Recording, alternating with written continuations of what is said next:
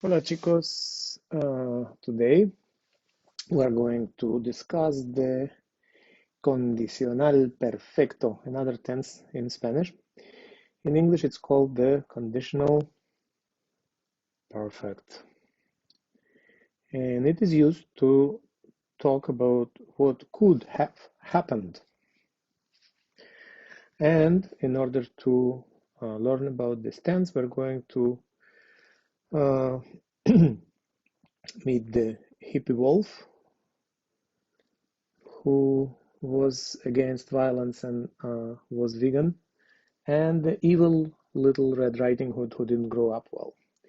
And she became an eco-terrorist. All right, so let's take a look. So, in order to understand this tense, first of all, you need to know why it's called the perfect conditional. If you know perfect, you know that you're going to use here this auxiliary verb haber. Yeah, and then you will need to conjugate it in the conditional, and the conditional conjugation in all for all the subject pronouns will be ria. So it will be habría, habrías, habría. They coincide, the first and the third person. Habríamos, habríais, and habrían. So note, all of them will have the accent marks. It's important to notice. And then after this auxiliary verb, you are going to use the past participle.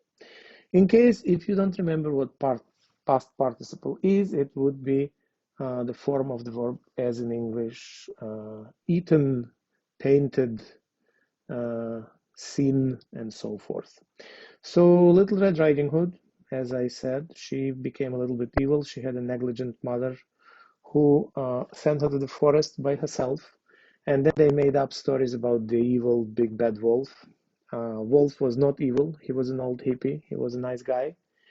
He lived in the forest, and the little evil Red Riding Hood, who became an eco-terrorist, was giving subversive books to the kind and old vegan wolf. And let's see what happened. Past participle, as we were saying, is created in Spanish in two ways. There are three groups of verbs, AR, ER, and IR. For this purpose, we're going to use two groups of verbs, AR and the rest. So for the AR, the past participle will be created from the verb, as you say, let's say, hablar. You take the ending out, and then you add to the verb instead ado, and then it will be hablado. And that is your past participle. And then the same operation you're going to do for the verbs ending on er and er, just the same. Note that this procedure works for the regular verbs, but there are also some irregular verbs. For example, romper, to break, and the irregular past participle will be roto. Abrir, to open, and then the irregular past participle will be abierto. And then you have the irregular verb ser, and the irregular past participle will be sido, even though it looks kind of regular here. Okay, so you remember that for the irregular verbs, my formula does not work, so you will need to memorize them one by one. So what do you think will happen to the little Red Riding Hood and a big, good, kind, old vegan wolf? Do you think she will convert him into the eco-terrorism? Maybe. Let's see. Let's take four verbs here that could be relevant to our story. Comer, revelar, estudiar, leer. Actually, it will be estudiar, leer, comer, revelar. As I said, if a verb ends on AR, then it will be ado, and you have it right here. If it is ER, you have ido, and you have it right here. If it is AR, you have ado, the past participle, revelado. And then comer, it will be comido. So, comer is to eat, Estudiar is to study, leer is to read, and revelar is to reveal. So she's giving to him the subversive books and trying to recruit him for the eco-terrorism. Let's see if it works. All right, we have here sentences, and we are putting together here two things, you remember. Haber, auxiliary verb, conjugated in the conditional, plus the past participle of the verb. El lobo habría comido a la chica, pero era muy pacífico y no le gustaba la violencia y la carne. Era vegano. The wolf would have eaten the girl, but she was very peaceful and he didn't like violence and the meat. He was vegan, so he didn't do it. He could have done it, but he didn't do it because he is a nice old hippie. All right, next one. La Caperucita Roja habría estudiado más, pero no quería. Hacer la revolución era más interesante. The Little Red Riding Hood would study more, but to do a revolution was more interesting.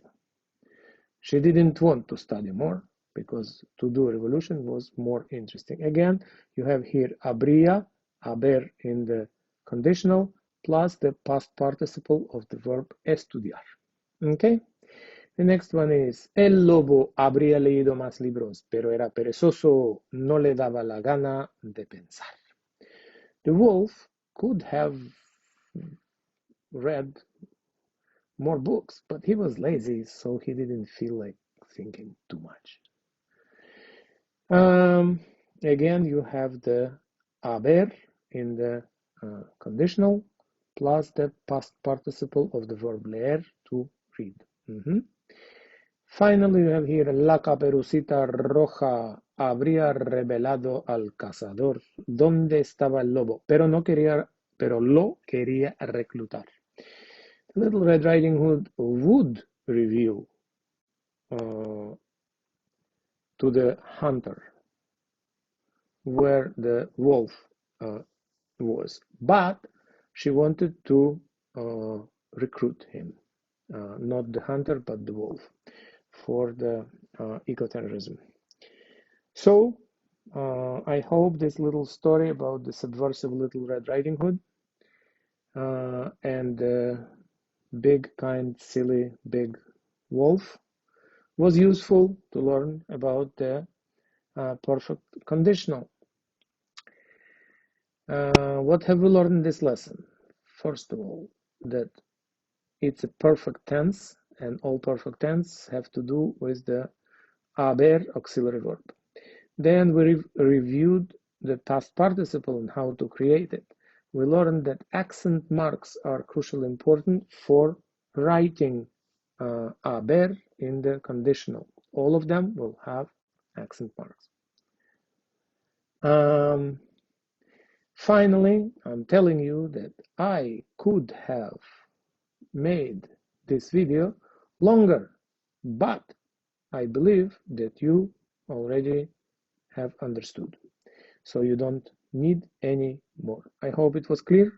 I hope it was enough examples. There were enough examples, and if you need more examples or the practice, let me know. Otherwise, ciao, pescao.